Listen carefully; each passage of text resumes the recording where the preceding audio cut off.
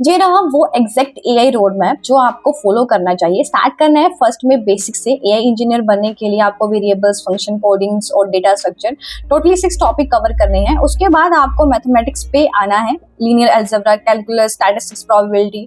इस पार्ट पे थोड़ा ज्यादा फोकस देना है क्योंकि यही एआई का कोर है। और फिर आता है डेटा मैनिपुलेशन, जहां आपको नमपाई, पांडा और कुछ डेटा विजुअलाइजेशन लाइब्रेरी सीखनी है, क्योंकि डेटा विजुअलाइजेशन और डेटा मैनिपुलेशन आपको डेटा को समझने और एनालाइज करने में काफी हेल्प करते हैं।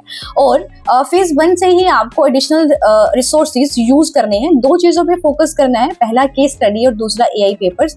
समझो कि क्या वर्क कर रहा है, क्या नहीं वर्क कर रहा है और सबसे इंपॉर्टेंट क्यों फेल हो रहा है।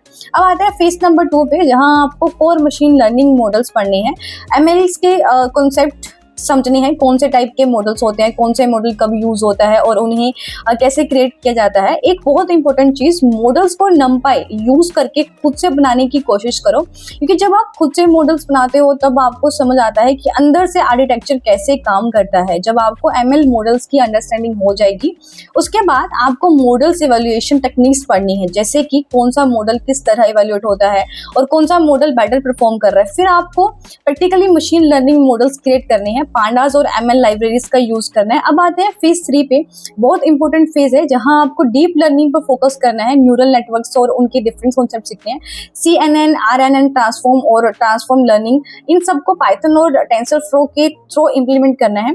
फेज 3 इज वेरी इंपॉर्टेंट क्योंकि यहीं पर आपको रियल प्रोजेक्ट्स बिल्ड करने हैं।